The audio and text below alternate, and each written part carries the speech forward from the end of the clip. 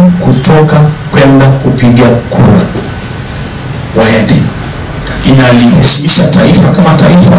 Muislamu ni mtu wa amani. Sasa haiwezekani ujitangaze ni mtu wa amani alafu nyuma ya carpet huku au chini ya carpet unaandaa fujo. Kwa sisi tutailelia hii nchi mpaka hatua ya mwisho. Sisi Waislamu tumeamua kwa umoja wetu kwamba sisi tutakwenda kupiga kura. Basi dhamira hiyo tuisimamie ili tuifanikishe. Inshallah. Mama Samia ameliheshimisha taifa.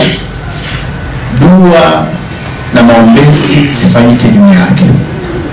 Atakapokuja kututembelea Mwanza, akina mama kwanza muonyeshe mfano, takbiri. Wala msiogope, wala msifadhaike katika nyoyo zenu, wala msio wanyonge, mtoke kinaga ubaga kifua wazi.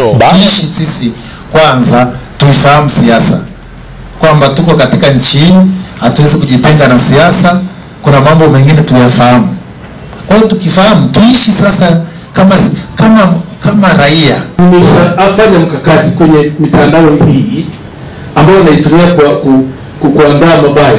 Nimewaambia hakuna kufanya siasa mbaya, hakuna kujiunga kwenye nini ili vitu vya wanaharakati. Viongozi wenzangu, tupokee tunayoambiwa na viongozi wetu, kwa sababu mara nyingi neno la Mungu huwa linaweza kupitia kwa kiongozi kama hivi tulivyoambiwa.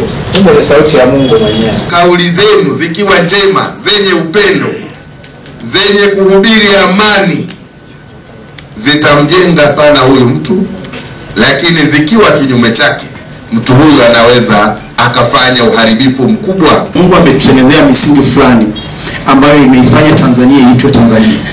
Kama tutaruhusu mwaka huu watu wanaenda kutiki wanatiki, wanaotoka wanatoka, baadaye wale wanaotoka wanataka kupambana na wanaotiki, ikatokea vurugu, nchi hii hatutakuwa na nchi ya akiba. Hii ni Tanzania Habari.